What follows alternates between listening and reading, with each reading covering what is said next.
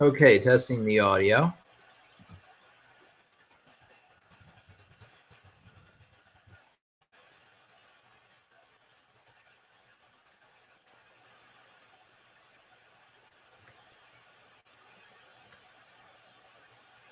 Okay, testing the audio.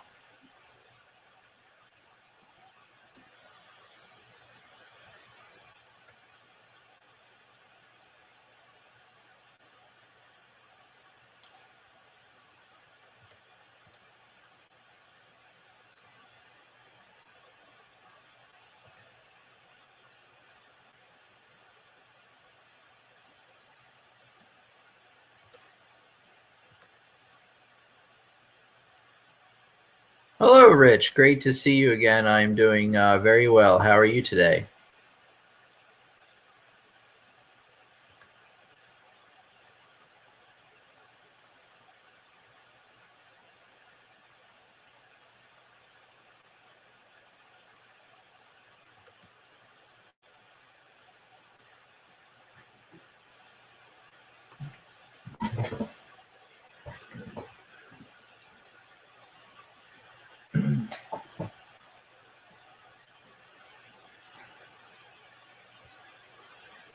Hello, Manny. Welcome back. Good to see you again.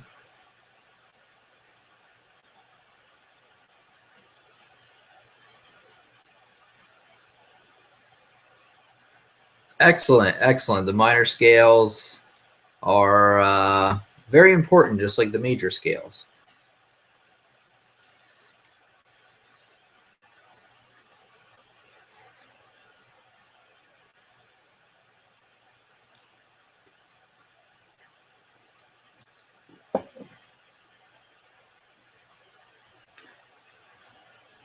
So we'll get started at around 8 o'clock. That's when it's scheduled for.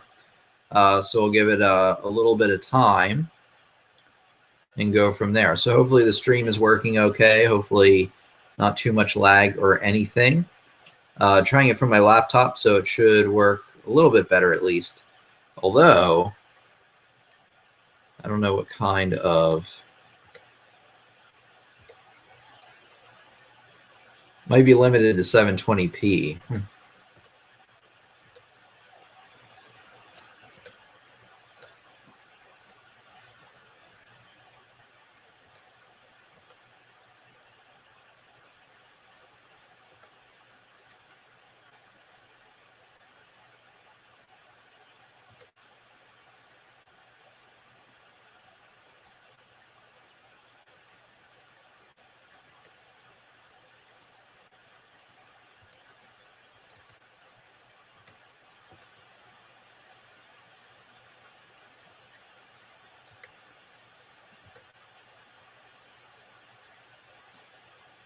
Okay, when I play, how often do I look down?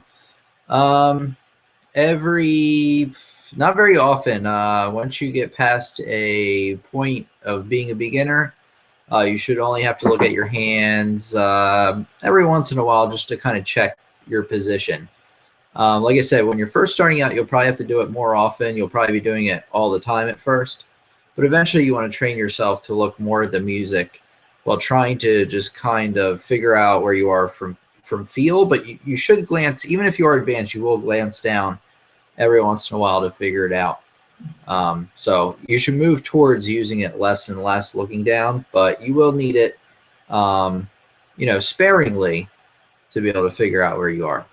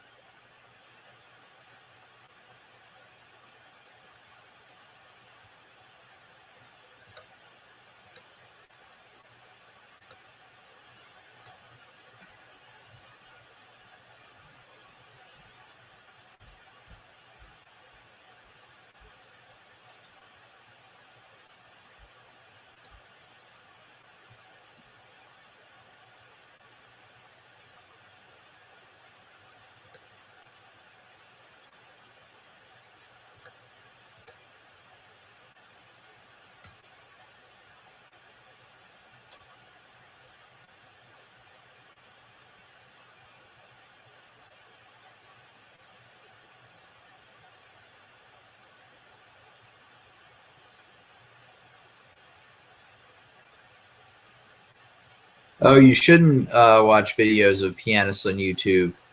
Um, I mean, in some ways you should, in some ways you shouldn't. Some of the things that they do as professionals, you don't need to try to emulate right away. Just kind of, forge your own path and your own learning experience.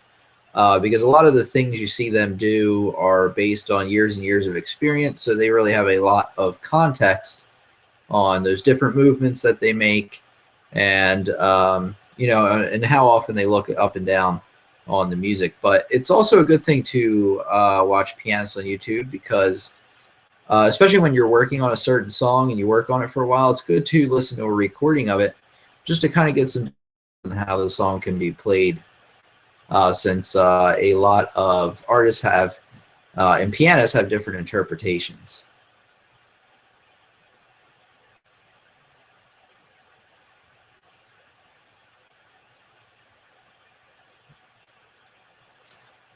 How's Manny doing? Manny, how are you today?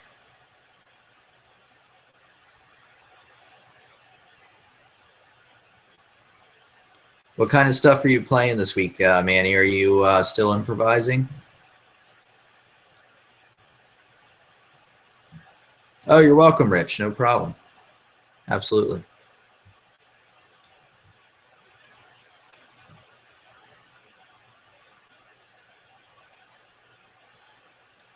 Okay, to anybody that's just joining us, we will begin around 8 o'clock or so. And we're just going to talk about our topic today, which is like what to look for the piano teacher. I made another video about this a while back, maybe a month, a month ago or so, just kind of detailing what you should look for when selecting a piano teacher. And I don't want to get too far into it. We'll start around 8 o'clock.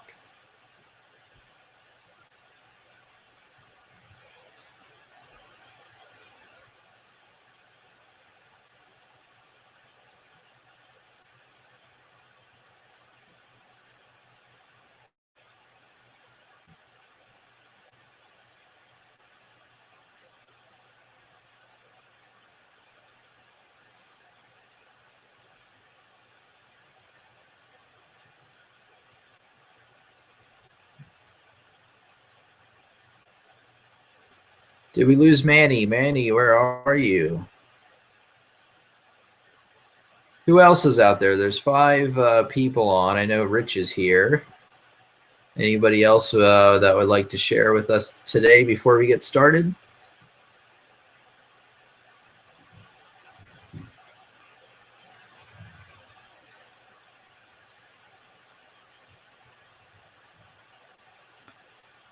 Anything about my piano playing that I would like to improve? Playing with the metronome. It's something that I just admit I have to do more of. All my students have to do more of it. And I admit that's just something that I struggle with a little bit and I should spend more time on. By the way, there's a wonderful article about playing with the metronome on my website. lessonsontheweb.com, of course, about playing with the metronome. But that's one area I wish I had spent more time with. And Robin is here. Hello, Robin. Happy Friday.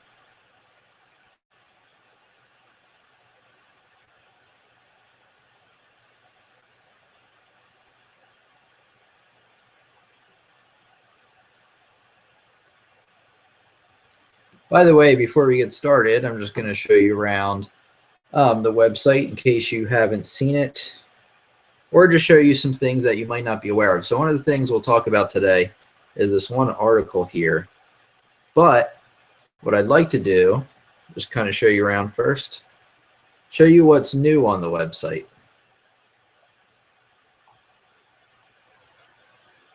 So obviously, a lot of us probably know this by now. That page, you go to free services, and you go to your blog and articles, and there's a brand new one here, what makes a great piano teacher. So you want to check out this article as well. So there's 2. There's one written back in January, so you can scroll through. I think it's on the 2nd page. And then there's this one that is brand new. And it doubles as an announcement.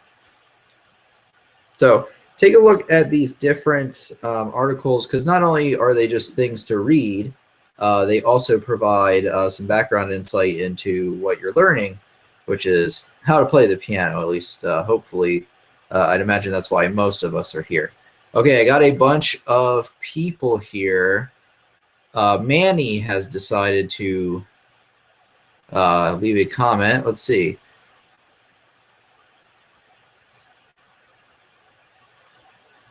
A good chord, I'd imagine by profession you mean chord progression. They are right next to each other on the keyboard, I realize. So chord progression for a good slap me in the face blues, like some hard blues. Interesting.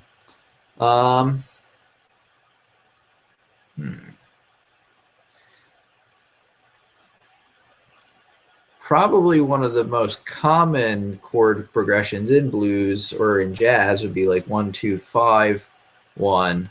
Should be tonic, supertonic, dominant, and tonic. You know, just the first note or the first chord, second chord, fifth chord back to the first chord. You can try adding some ninths, which is really like if you have, say, the C major chord down below. I don't think I have a. Let me see if I do have this.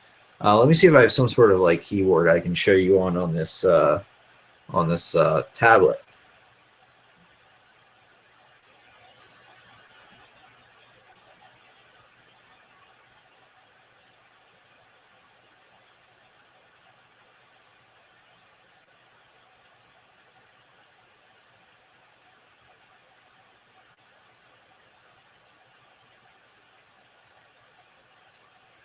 Okay, so here's like what a ninth chord is. So if you say you have a C major chord, you're going to hit the notes C, E, and G, and you're going to play them all at the same time. I can't do it because or can I? It's very hard because it's very tiny.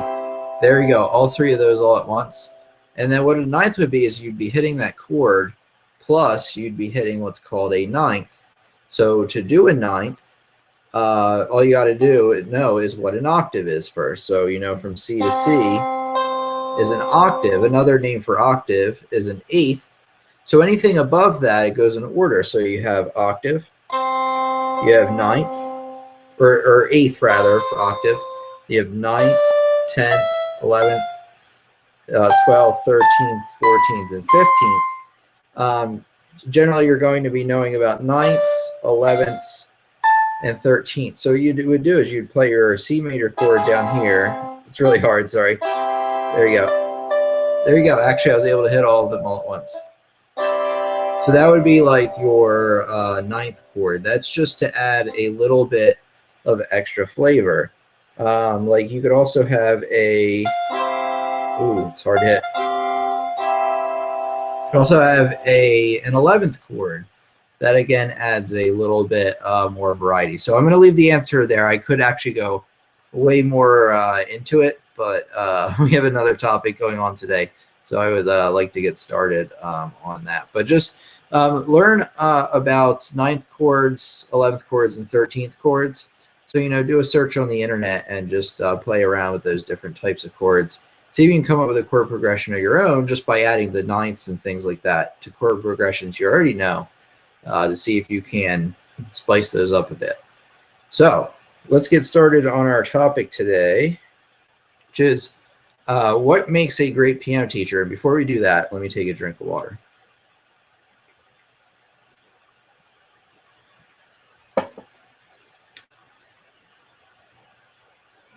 Okay, so it mentions here first in the article, which is something I already did, which is go to my website. And I wrote this a while ago, so I don't have the other article just released mentioned here. But go over to my blog section and check out the articles on this if you're ever interested in learning more. Like I said, there's a ton of valuable insight over there. So again, you know, you just go on the website, you click on blog and articles all the way at the top, or it's under free services. So you hover your mouse over there. Or if you're on tablet, you click on it and then you click on blog and articles and boom, there we go. Okay, so one of the things you want to ask yourself about a teacher when you're looking for one is how long have they been teaching? Now, this is important because you want somebody with a little bit of experience already, although I have to say it's a really good idea sometimes to give somebody new a chance. You know, when I first started out, I'm just thankful that people gave me a chance.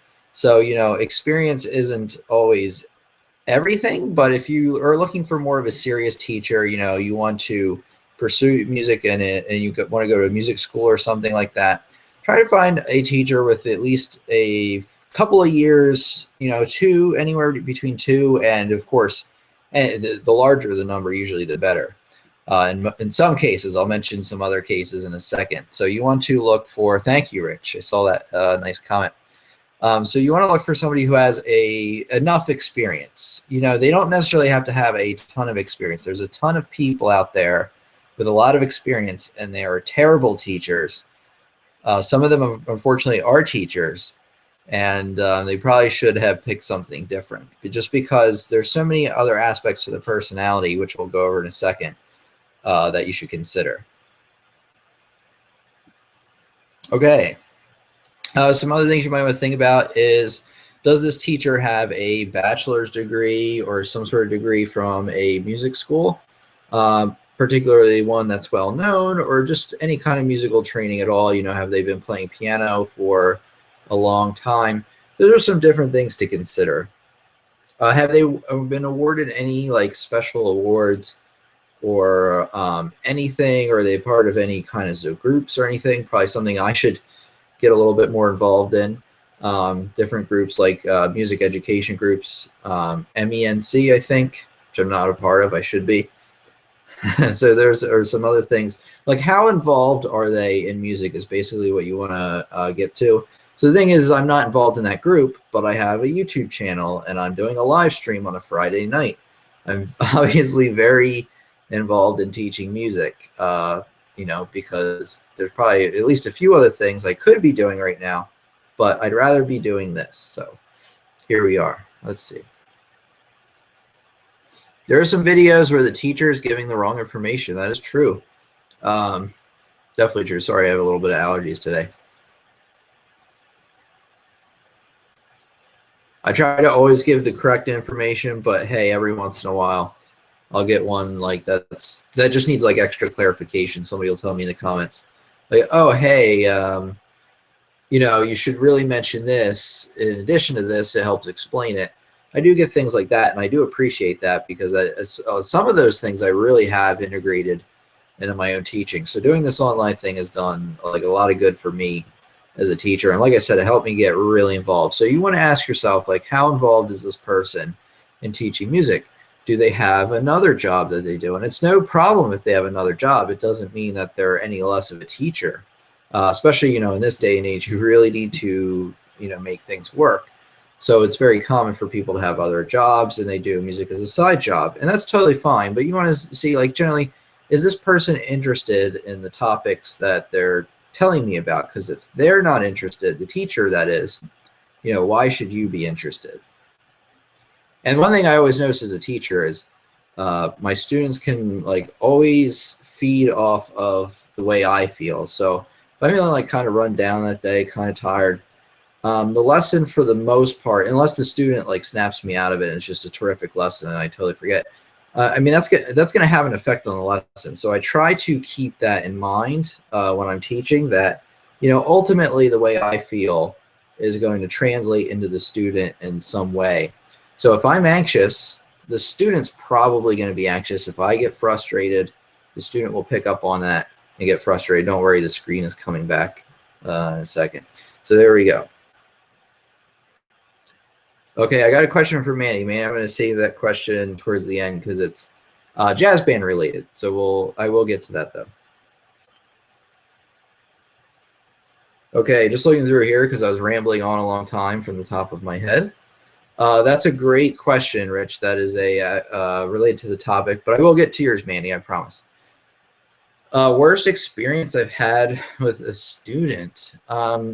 You know, I've had students where it just doesn't work out. I've only had a few of them. Like 99% of the time, it's great. But the thing is, like, you can have the best product in the world. You can be the best teacher in the world. Not saying I am that. But you can be the best you can be, and there will always be somebody not necessarily dissatisfied, because it's like more of a personality mismatch. I've just had a few two students really, um, both like really young girls, but I have a lot of success with other students, that fit the same kind of profile. So I just think it's like a thing where it just didn't work out in two of the cases, where I just couldn't get the students' interest. They just generally they didn't like the lessons, which is kind of strange because I try to make them as fun as I can. But the weird thing is like it was a personality mismatch. So it was like I couldn't be, 100% like with them. It's kind of weird to say, like think about, but like it actually goes back to what I was talking about. You kind of feed off of each other in terms of how you're feeling and how you're doing. So, if they just have a different type of personality than what clicks with me, that's totally fine. That doesn't mean I'm any less of a teacher, or it doesn't mean they're any less of a student. But it is kind of a little frustrating, especially if you only had a couple of those students, like, or you had this kind of student for the first time. It's a little bit harder to kind of accept that, but it gets easier, and you just kind of understand that there are personalities, different types of personalities out there, obviously, and we're all here together, and some of us get along a lot better, and some of us don't. I think a lot of us know that. I've had students that start out really rough. I had a student. Um, she had cerebral palsy, I think, or minor or something with her right hand. So she can't use one of her hands, and she was like very. She acted out a lot, and now she's doing a little bit better. Actually, a lot better recently. So sometimes you stick with things even if they're frustrating, they'll work out. And then um, uh, in terms of worst experience, I have gotten bit by somebody's dog. That was not very fun. And then I went over their neighbor's house, and the kid had like a meltdown that day. It didn't have anything to do with me, at least I don't think so. I just came there, and she was not having a good day. So it was like, oh my goodness, what a terrible day. Let me get to your question in a second. Let's see. Okay. Why are they not serious about learning? It's not that they're not serious about learning. It's that it just doesn't click with them. Either I don't click with them, and they just can't get interested. It's just a personality mismatch. And then some students, to be honest, are encouraged more by their parents to learn than others. Even though you will always get a base kind. Let me explain it this way. When you have somebody interested in piano lessons, they're a certain type of person. They're usually a more curious type of person. People who want to better themselves or do something new, or they're curious people. They think a lot. Those are the type you get for piano students usually. But that doesn't always translate over. So you'll have a parent who wants their kid to take piano lessons, but they themselves, like they appreciate the piano lessons and learning, but they themselves don't know about piano and don't know, like they never learned it, so they can't really reinforce how important it is. So there's so many other factors that come into this. Honestly, if I kept thinking about it, I'd probably come up with a bunch of other things that might be the case. And with every student, it's a little bit different. But it's just important to know that if you ever get a teacher and it's like, man, I just don't like this at all, try a different teacher. And like I said, it's not like that they're any less of a teacher, although maybe they shouldn't be teaching in some cases. I've run across just a few. But in most cases, I find that it's just a mismatch. I found even the best teachers at school, like in college and things like that, Westchester, where I went, some people would not like them, even though a lot of other people did, and it's just because it's personality mismatch.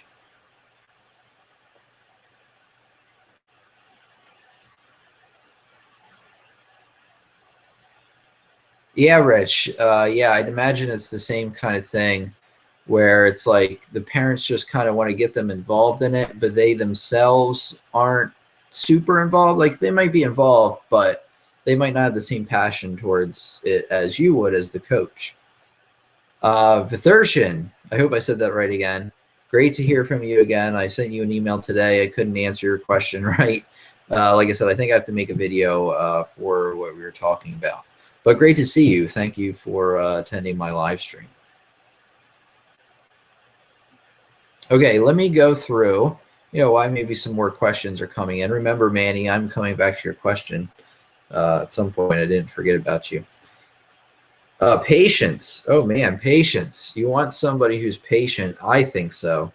I mean, you can look for a teacher who's high strung and pushes you all the time. And don't get me wrong, being pushed is good. But how do they make you feel? Do they make you feel like you're anxious? Do they make you feel bad? If your teacher makes you feel bad, and they're very jumpy and they're not very patient, you might want to look for another one, because patience to me is probably my saving. Don't get me wrong, I have a lot of great qualities, I think, as a teacher, speaking modestly, of course, but patience is probably number one. When you work with kids, you need a ton of patience sometimes.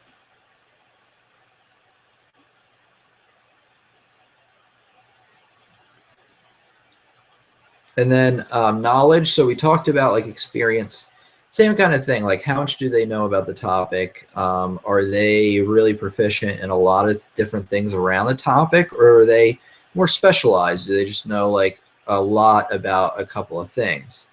And which one of those matters the most just depends on what you're trying to do as a student. Okay, timeliness. Is your teacher on time? I am a stickler about this because I believe, and I was always taught this as a musician too, and in marching band and like everything music related. Music people are usually sticklers for being on time, or they're the opposite where they're late for everything. So remember that if you ever have a musician friend, he's either going to be on time, he or she is always going to be on time, or they're going to always be like 15 minutes late. That's how it is with everybody I know. But timeliness, anyway, for me, I was always taught to be on time. I think it's just part of my personality. A true professional in my mind is on time 98% of the time. We're going to give them 2% because we're human beings. But, 98% of the time, they should be there on time, very little excuses. Honestly, things do happen. Car crashes, things like that. Hopefully none of those things do happen, but, anything could happen to cause them to be late, not them necessarily getting in a car crash, but, traffic and things like that, or, their battery dies in their car, or they have a flat tire or anything. So, just give your teacher some slack, but they should be on time most of the time. If they're not on time consistently, like if there's a pattern, you better watch out, because there's other areas in their teaching, I can guarantee, that are not very well kept, I guess, if they're always late. Okay, creativity and problem solving. So, like if you are learning and everything's going great, and your teacher's great, and, everything's going fine, anybody can handle that. Well, almost anybody. Almost any teacher can handle that. What happens, though, is that you'll run into something that you just don't get, or it's harder for you to understand. And yet, you should notice, how does that teacher figure out how to get me around that? Now, it might not always be your teacher's fault if your teacher tries a bunch of things and you just don't get it. And it might not be your fault either. Sometimes you just have to kind of take a few days away and then come back for the next lesson. And then sometimes you'll just get it because things work in your mind over time and processing and things like that. So, you always want to be conscious of like, how does your teacher solve problems? I think that's another big aspect of being a teacher, is just, creativity, which I think is lost in a lot of people these days. Creativity is just as important, to me anyway, is the mathematical, analytical, doing your taxes kind of stuff. Just as important, because you can come up with great solutions if you love creativity. Enthusiasm, like me, if your teacher loves what they do and they like talking about it, that comes through. Like, it comes through very clearly. It's very hard to miss. And then if your teacher is never enthusiastic, then that might say something. Two, it also may say something about your relationship with the teacher, the student-teacher relationship, and whether things are clicking or not. If they're not clicking, then maybe there is a lack of enthusiasm. So I think I'm pretty much done. So it basically says come to the live stream today. So you basically did the directions already. Congratulations. Everybody gets a gold star today. I'm just joking around. Let me see who is here.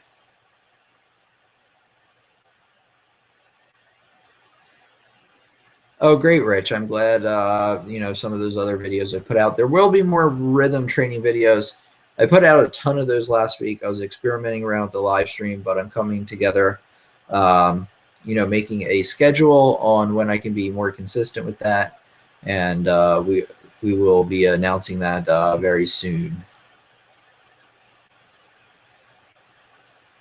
Okay. All right, I'm just going to take like a little bit of a breather. I'm going to stay around, stick around for you guys. And, I'm just going to take a drink or something. I'll be right around. I'm not even going anywhere.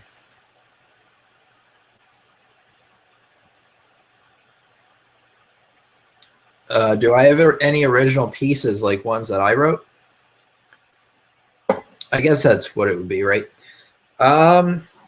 Sure. I don't have any like on this tablet here. I have one actually that I wrote because the power went out one day and I just got staff pads, so I wanted to experiment around with it.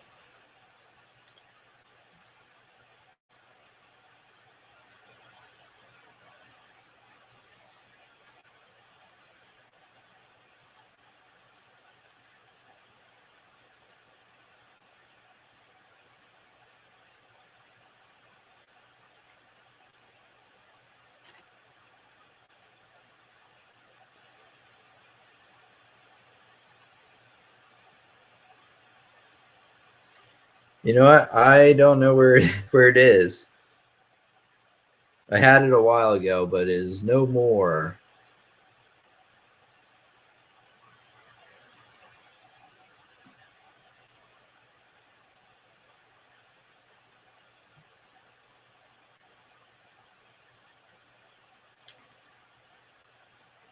Yeah, really weird. It's not coming up anymore.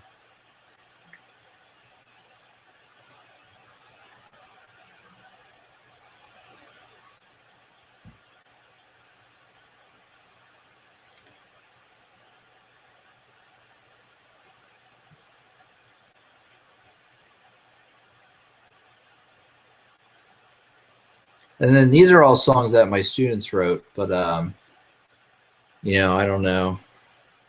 They are, keep in mind that a lot of these students are very young. So there are songs. And besides, a lot of them are work in progress anyway, but I will get a song for you later. I don't know. I will, I have to find it. I really don't know where it went.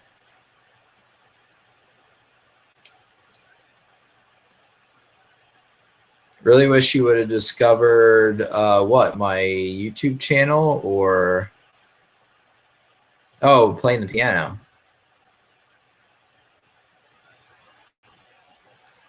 Okay, Manny is back. All right, Manny, we will do your question. Do you have any tips for playing a solo with a complicated bass line? For example, a blues bass line while soloing. You like the, these are very complicated questions. Do you have any tips for playing a solo with a complicated bass line? For example, a blues bass line while soloing. Bum, bum, bum, bum, bum, bum, bum, bum. Probably like a walking bass line. This is kind of what we were saying before. I mean, I don't think it would be any different than what we were talking about before. Let me think. Because remember, we were talking about the pentatonic scale, and I was talking about, the B flat one, or whatever key you're in. Sorry, I usually use the B flat one. But even if you're using a walking bass line or a bass line like with even like a little bit more complicated than that, it should still be the same general concept. Like you're still playing notes within that scale, and then you're like kind of mixing up the notes in different patterns. So I think it's basically the same. Although if it's like all quarter notes, bump bump bump bump bump bump bump bump, you kind of want to keep along with that rhythm. So you want to use a rhythm that goes along with that. You could probably play like eighth notes, like bump bump bump bump bump bump bump bump against that. But other than that, I think it's basically the same. I honestly am not a professional jazz musician. I know a bit about playing with jazz bands and things like that, but what I say here is like 90%, not 100, not 100%. At least with this jazz band stuff. The other piano teacher stuff, 100%. Jazz band stuff, 90%. But I don't think it would be that much different, to be honest with you.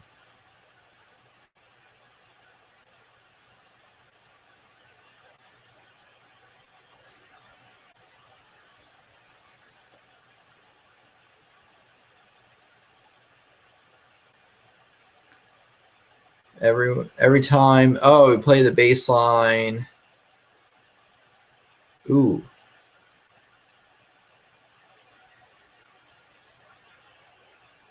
So why am I watching, or are you talking to Robin? Oh, so Manny, you're honestly, this sounds like a cop out, but your experience with your jazz band will guide you, throughout learning how to improvise and things like that. Because honestly, you might want to find like a background track you can improvise to at home, or maybe record your session and then play along with it at home.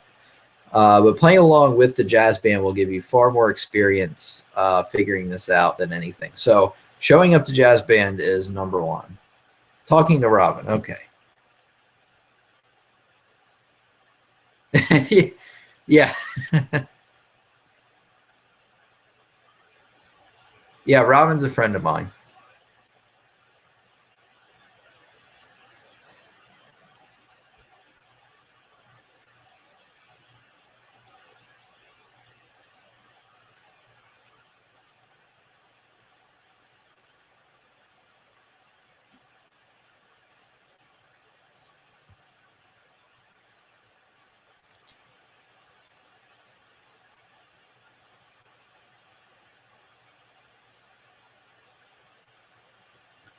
Okay, Manny, I'm gonna look at your question you asked a while ago.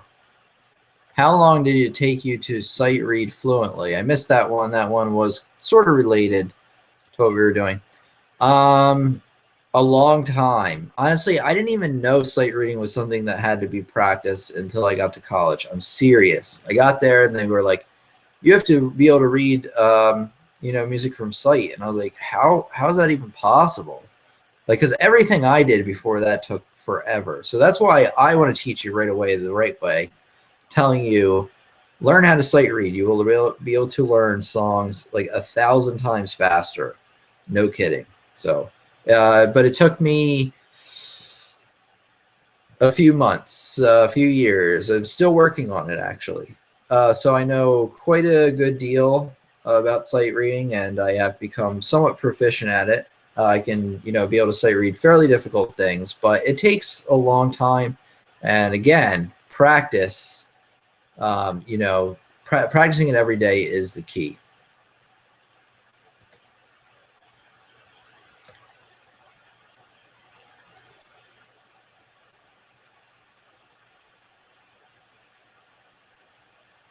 Oh, what is your app, Rich? I must know. Maybe I'll review it on the channel.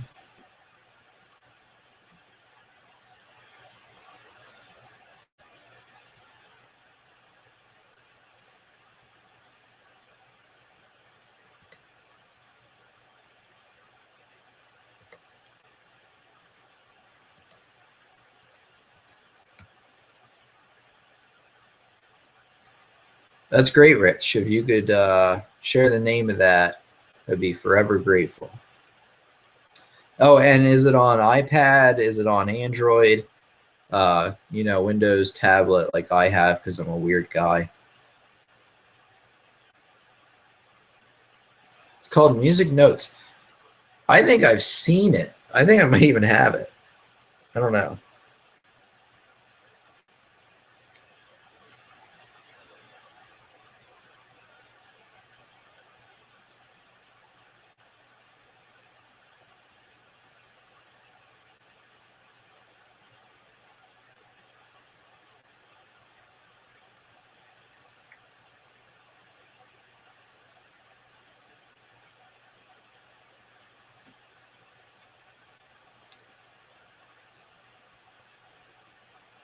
Well, I have one called Music Notes. This is what it looks like, and then when you start it up, it looks like this. This could help with that a little bit.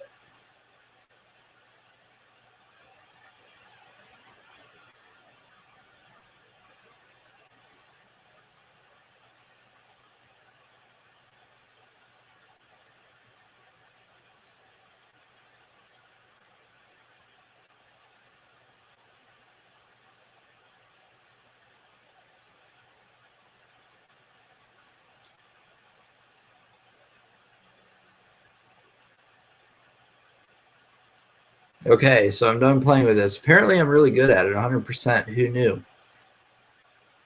Okay, Robin says, Tim, who was your most inspiring teacher and how did they inspire you? Two answers, I guess. My piano teacher when I was growing up, Mr. Stuart Armstrong, taught me most of what I knew up until college and pushed me somewhat to become a music major. I really told him I wanted to do it being a junior in high school, and he nearly had a heart attack because we had to get ready for the audition. That's what they're called. So we had to get ready for the audition, and but he helped me get through that. So I'm eternally grateful for him.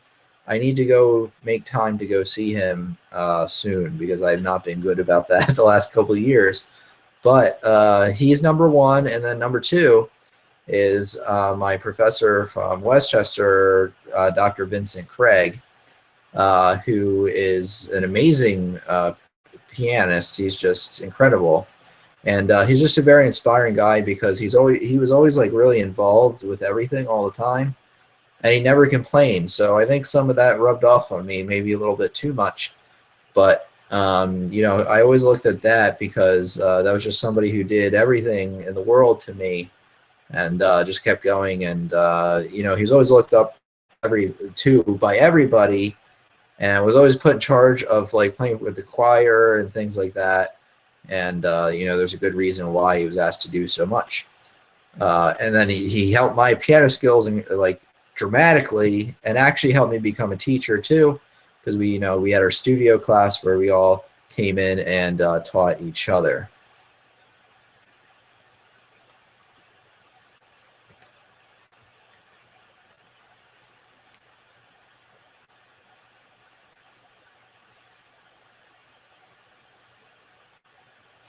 So Rich, oh, music note sight reading trainer. Okay.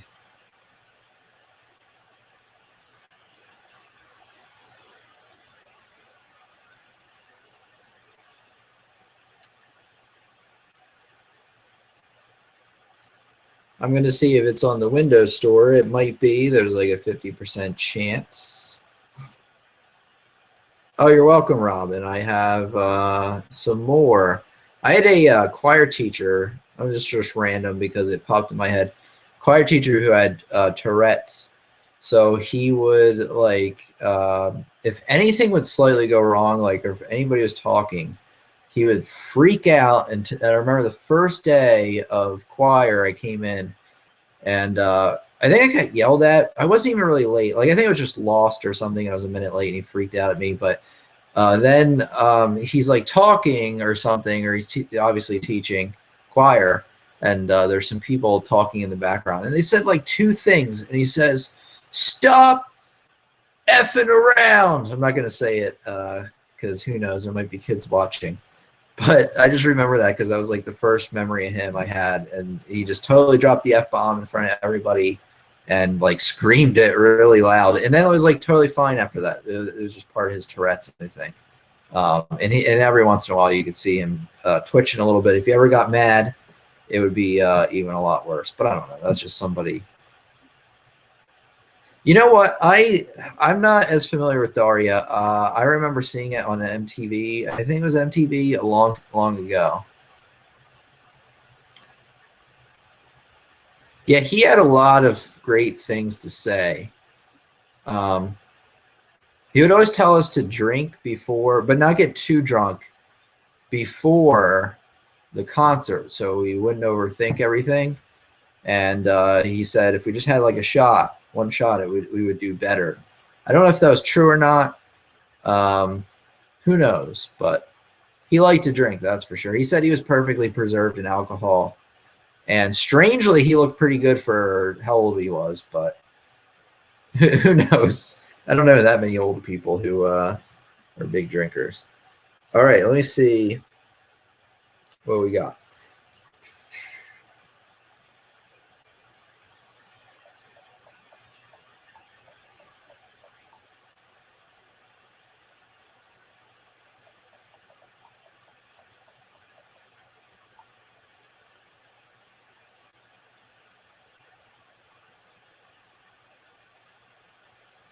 Robin, I think Manny is 17. So, just kidding.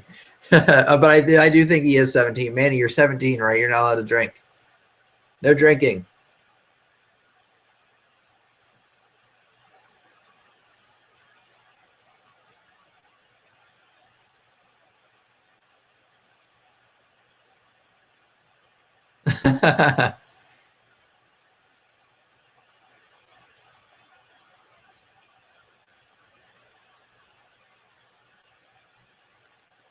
Okay, so I can confirm that this app Rich was talking about is not on the Windows Store, so you will have to get that for whatever he said, iPad something. That's okay, Robin. I definitely would have said that too if if I didn't know.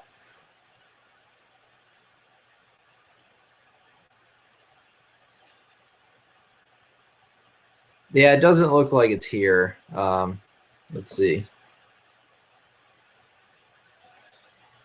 Yeah, so let's see. You said it was for iPad? iPhone. Good. Now I don't have to scroll up and find it again. So find it for iPhone, um, and do that. But actually, if you take a look here on the Windows Store, there's actually some options, and they will help you get better at note reading. But you want to find something to sight read. By the way, you should find like there's a sight reading book. I have it downstairs. I'm not going to go get it because I don't know what pile of music it's in. But you might want to look for a sight reading book. Oh, I can show you with the magic power of the internet.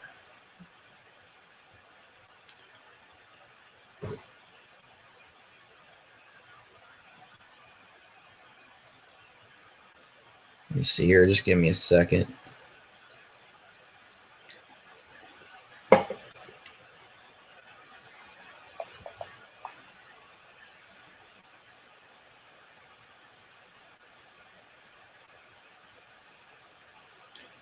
Let's see.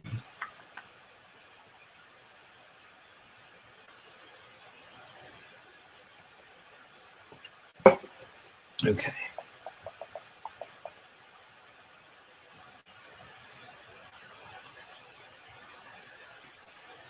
Okay, so if you go to Amazon or any website like that, you type in sight reading piano, Improve Your Sight Reading by Paul Harris. I recommend that series. So you want to get like levels 1 through 8 or whatever it had or whatever it has.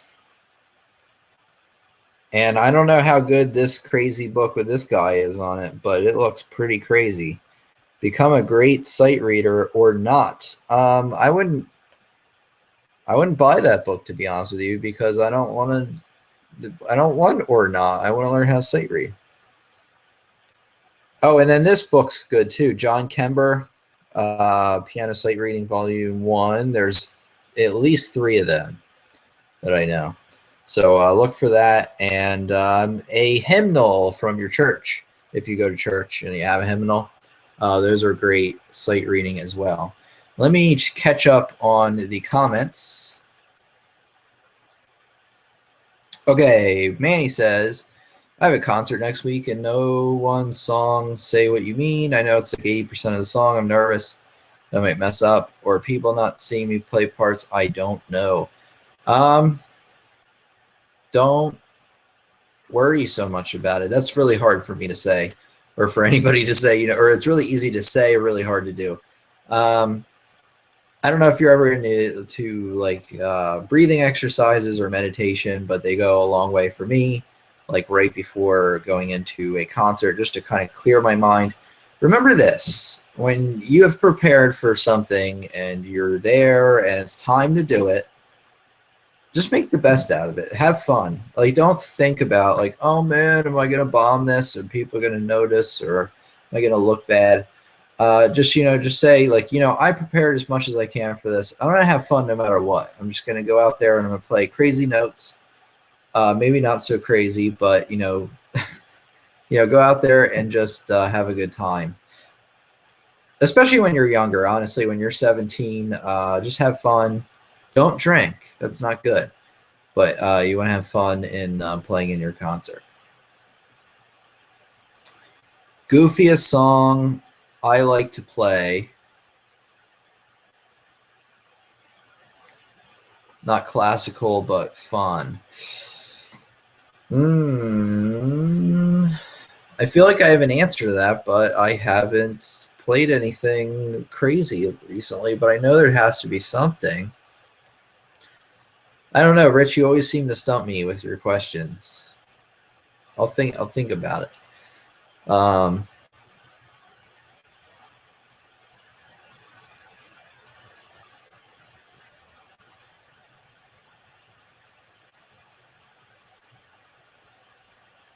Remember to just keep playing. Yeah. Well, notice. Yeah, Rich is right on that. Kenneth Baker is a great book. Oh, great. Wait, where's Kenneth Baker? Oh, from before.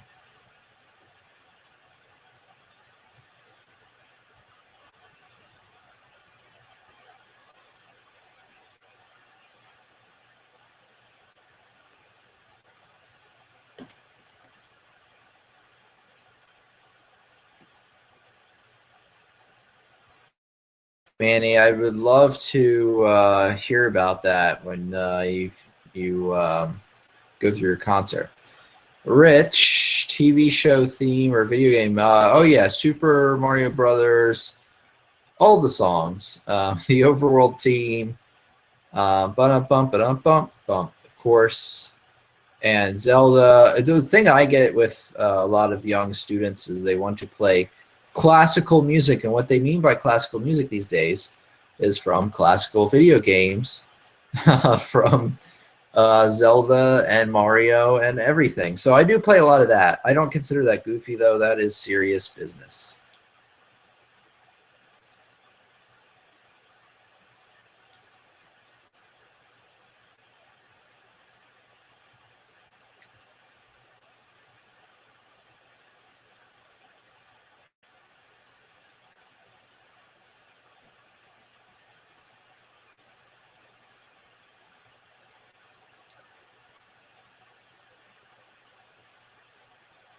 Yeah, I've played that one. Oh, Rich, I'm sure you you don't suck.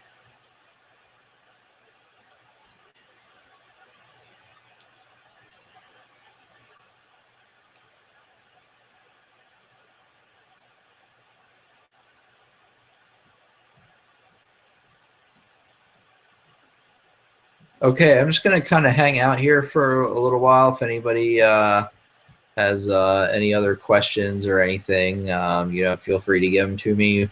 I'll stay here for another 10 minutes or so. How about that? I'll be almost a full.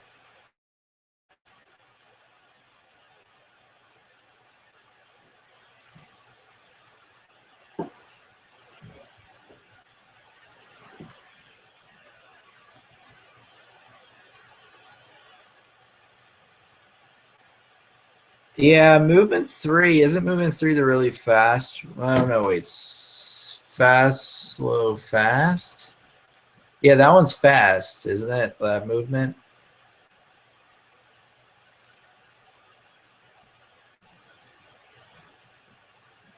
No, I've never tried to play that, Rich.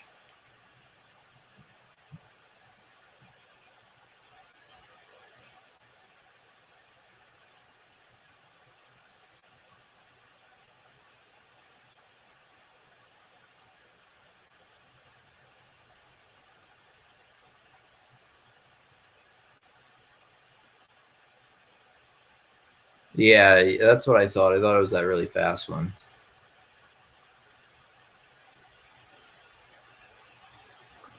What about Robin? Robin, are you still there? Do you have any other questions?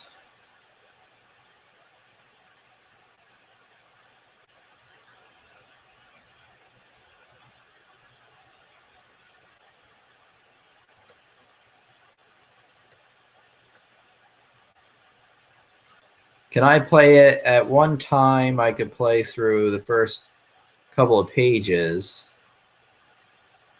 I can definitely play the first movement um, over and over again. I actually I played that like 3, 4 times this week.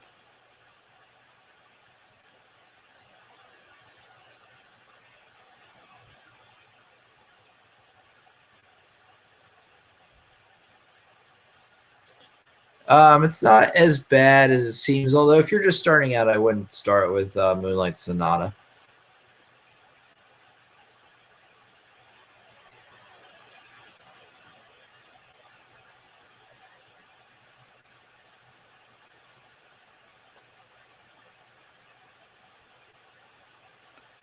Okay, Robin is thinking. That's okay, Robin. That sounds good.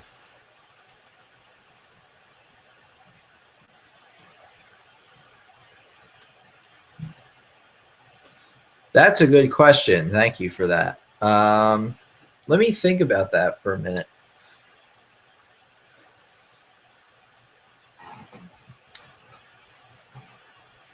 The biggest thing I've gotten from teaching is all of you. I'm just, well, that is part of it, but I was just making a joke there. So, the biggest thing I've gotten from teaching is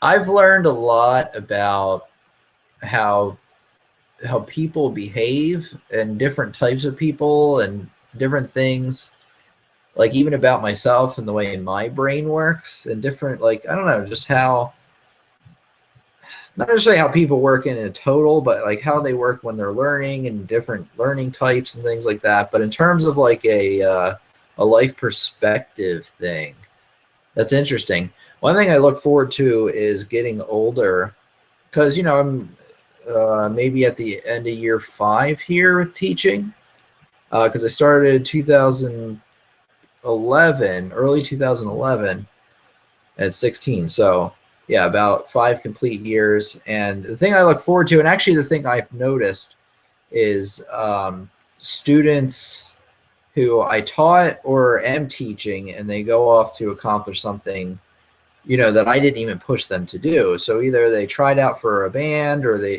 tried out for jazz band, or they tried out for something, a play, even if it's some sort of musical kind of thing. And they went and did that. And part of it was because at some point, they had learned music from me, or they are learning music from me, and they were inspired to do this thing that I didn't even tell them to do. And they did it all on their own. So one of the most important things I think about learning is learning that's done out of your own interest. So like if you really want to learn something and you go out and learn it on your own, I think that's really something that's really special. So if I can inspire somebody to do that, even though I'm teaching them music in the first place, but if they go and accomplish something else that's music related, that just means the world to me. So it'll be really interesting, I think, especially as the years unfold, to see how some of these people like see how they grow and what they end up doing. Now, of course, I don't expect, a lot of my students obviously are not going to be music majors. I've accepted that. And it's not like it's something I had to accept. I knew it right away because, you know, my music teacher taught, you know, hundreds of students, and then maybe, you know, a handful of them, you know, maybe even over 10, but very few in comparison to the total actually went on to teach music. So, you know, it'd be interesting if I got a few music teachers out of it. I have a feeling I will.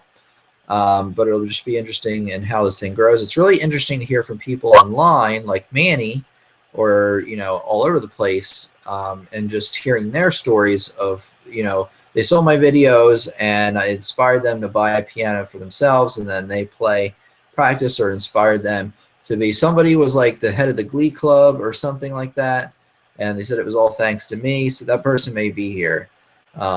Maybe not, but somebody said that recently, and that I thought that was just really awesome. So that's one of the cool things I look forward to, and the way it's impacted my life is just seeing how it unfolds and seeing the ripples of my influence in some small way reach out there.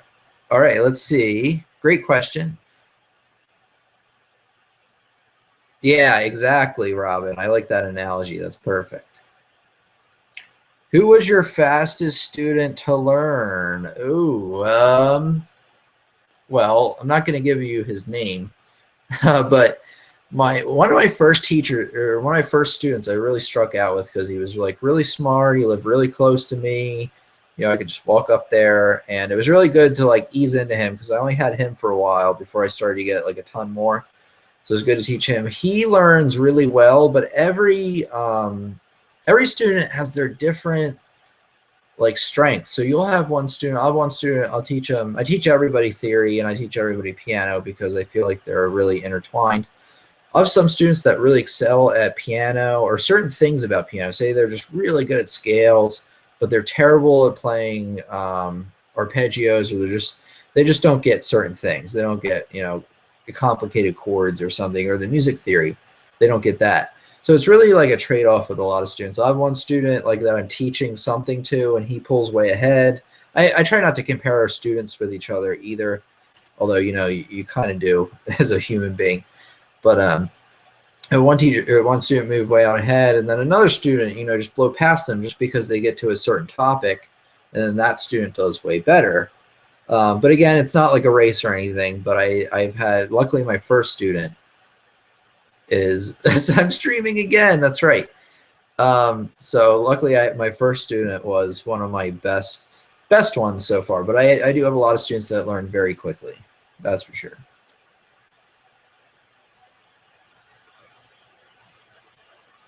Hello, JP. Welcome once again. Good to see you. Unfortunately, you have caught us at the tail end of the streaming. More streaming is on the way. Like I was mentioning earlier, I'm still kind of working this out and when I can fit these in. Sometimes I can fit them in, but I'm like super tired. And so I'd rather rest and then come back the next day and make something better, or, you know, go teach a ton of people like I always do. So there will be a schedule being put out, but remember that it won't be like 100%. So I'll be there most times, but not every time. No, sorry, JP. Be sure to check out the recording of this, which I will post at some point.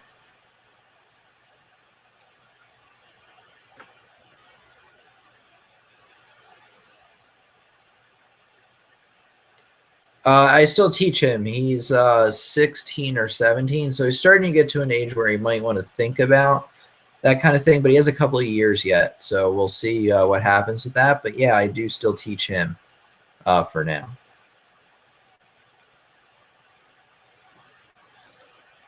Yeah, you're welcome, Rich. Thanks for coming by. Thanks for participating. You really stepped it up today and asked some great questions. Same with Manny and everybody else, and Robin, of course.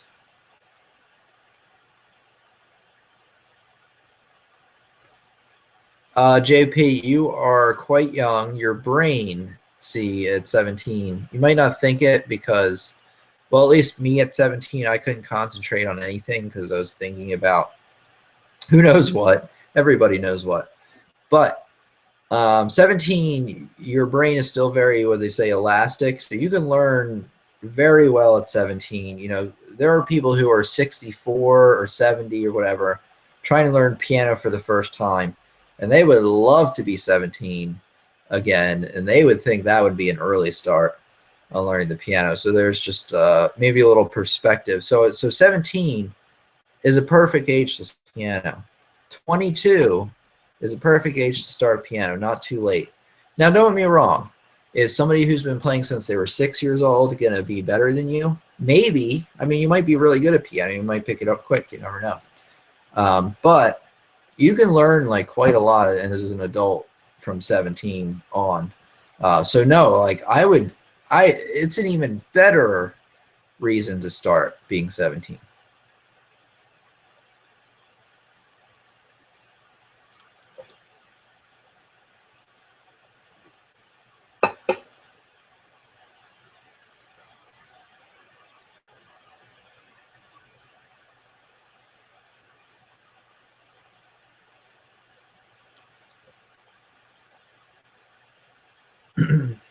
So this was a great stream. I thought it seemed to hold up pretty well. I'll see what the recording looks like later. You know, I'll answer a few more questions here.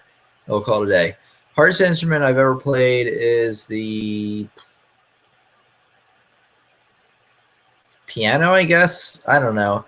The thing is I learned like a bunch of instruments. Some of them I only learned for a few months because I learned them for college, and then some of them I never played again, to be honest, because to be realistic, you have to pick a few instruments and go with that. Like Robin with the violin. You know, Robin would love to play piano, I think. But, you know, you have so many hours in a day. You have things to take care of, you know, especially when you get to be an adult. You have bills to pay, places to be. Anything could happen in a day that you have to take care of. So that's what I would go with. Tutorial on the night. Ooh, sorry about that.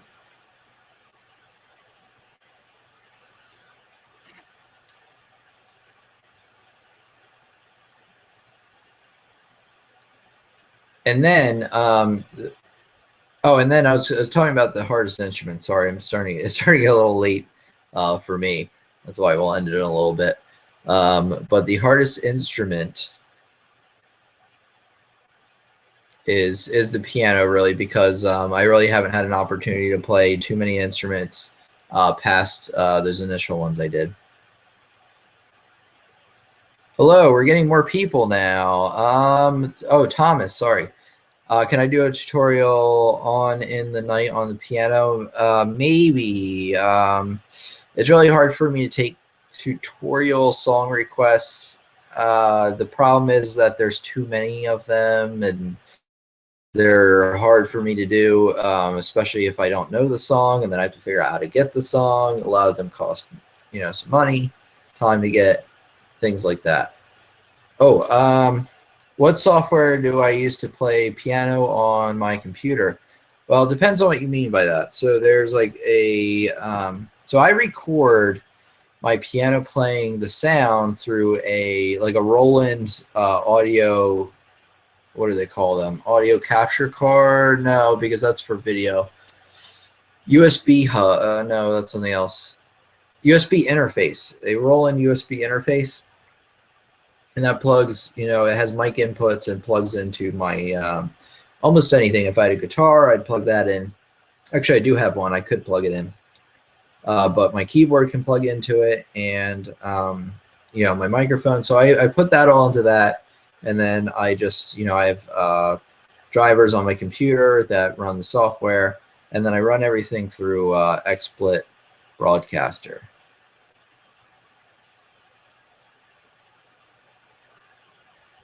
Oh, and then in terms of like writing music, I use something called StaffPad, and you know that's what I write the music on. Why does sight reading have to be so hard? Yeah, I know, Manny. I wish it was easier. Yes, I have a guitar downstairs. It is not. You don't want to hear me play it.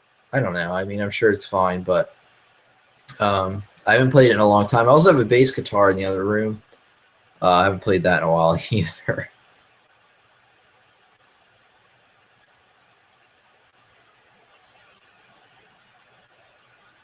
All right, everybody. Two more questions tops, and then I'm cashing out for the night. I released a video today, by the way, which is about writing a song using music theory. A lot of the music theory that we've covered. So be sure to check that out. You know, you go to, let me show you.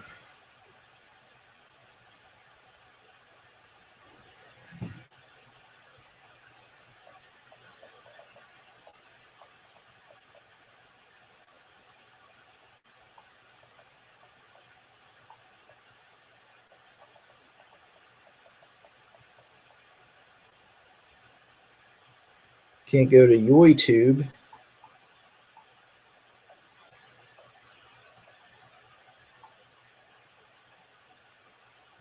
Okay, you go to YouTube/user/lessons on the web. We know this by now. And here it is. There's my video. How to write a song using basic theory level or video 1. Sorry. Oh, man. Allergies. Wait, OMG, what type is it? What are you referring to, Manny? Are you talking about bass guitar? Thank you. Thank you. Thomas, staff pad. Thank you, JP. Staff pad is for Windows tablets only. It's sad, I know. I wish it was for everything. Guitar. It's an acoustic guitar. I don't know what make and model it is. It's like a beginner's guitar. It's not very fancy.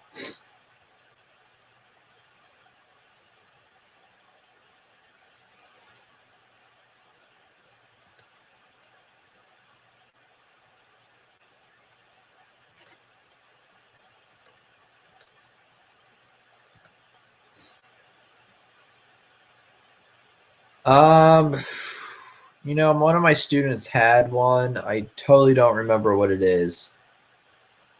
But if you type in music composition into the App Store, you can probably find one that's pretty highly rated. But I just don't remember. I'm getting too tired.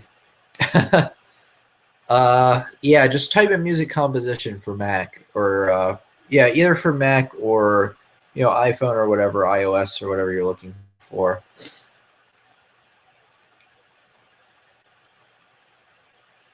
Oh, I recommend this though. If you are if you don't have any of that stuff, or if you have, it might work on Mac. I think it would. You go to so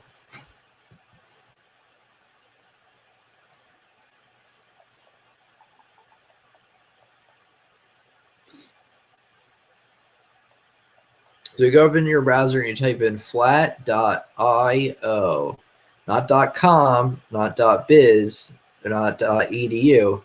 It's flat, flat.io. You press enter or go in this case. And I've showed this off a million times. So what it'll do is this is a free music composition tool you can use. The person who made this company contacted me, and it's totally free. You just need a Google account or a Facebook. Almost everybody has a Facebook or Google account these days. That's probably how you're talking to me actually right now. I think you had to log in with a Google account. So using the same thing, you can log in, click on new music score, you type Thomas is awesome. You want to add an instrument, we're going to have piano, grand piano.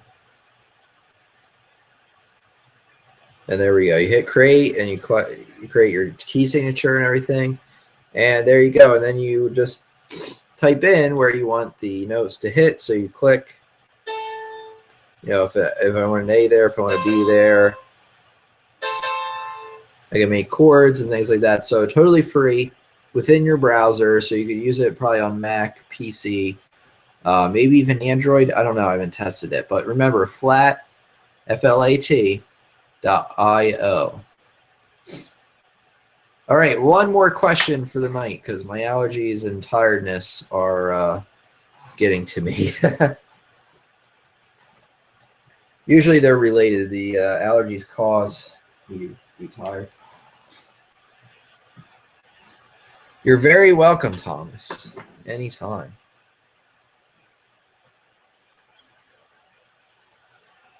Great, great. I'm glad I could help you out with that.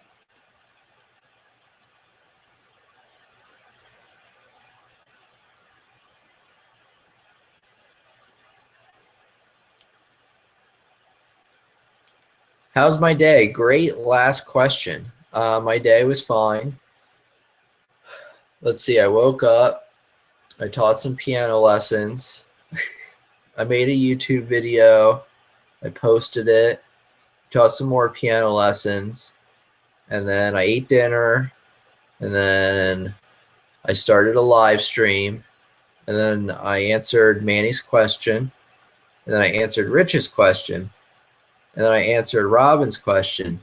And I answered Manny's question again. And then probably one more or two of Robin's questions or Rich's questions. So it was a pretty good day. Not very eventful, but that's how it went.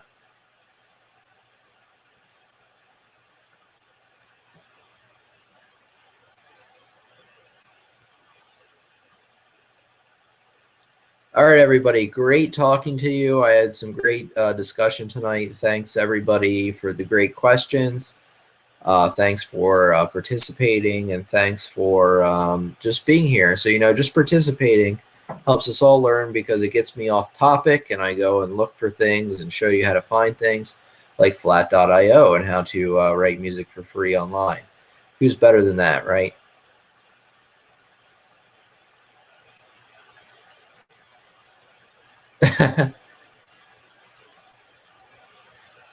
You're welcome, Manny. No problem.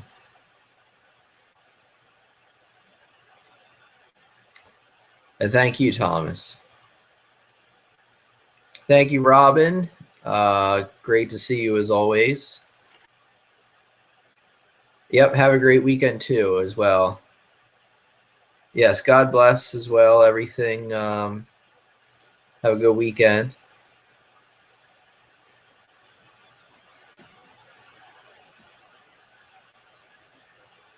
Okay, more great stuff on the way.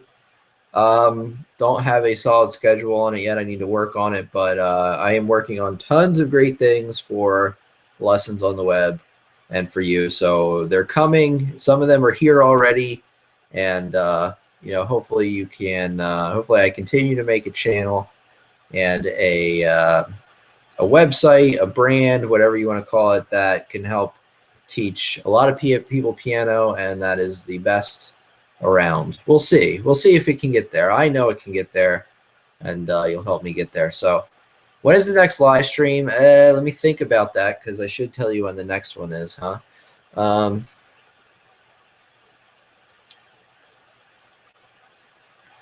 Let's see. It is Friday. I'm not going to do one tomorrow. I'm taking the day off tomorrow. I might want to do one tomorrow afternoon or tomorrow morning, but that's not a definite, so don't count on that. The next one will be Sunday at 7 o'clock p.m. Sunday, 7 p.m. It's not 100%. It's like 90%. Sunday at 7. Oh, Eastern Standard Time, by the way.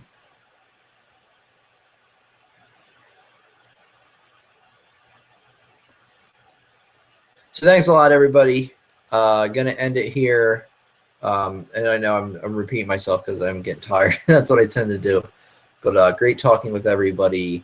Glad we could share it. And, share as many of these videos as you can with others. Like as many as you can because, that just helps out in any small way.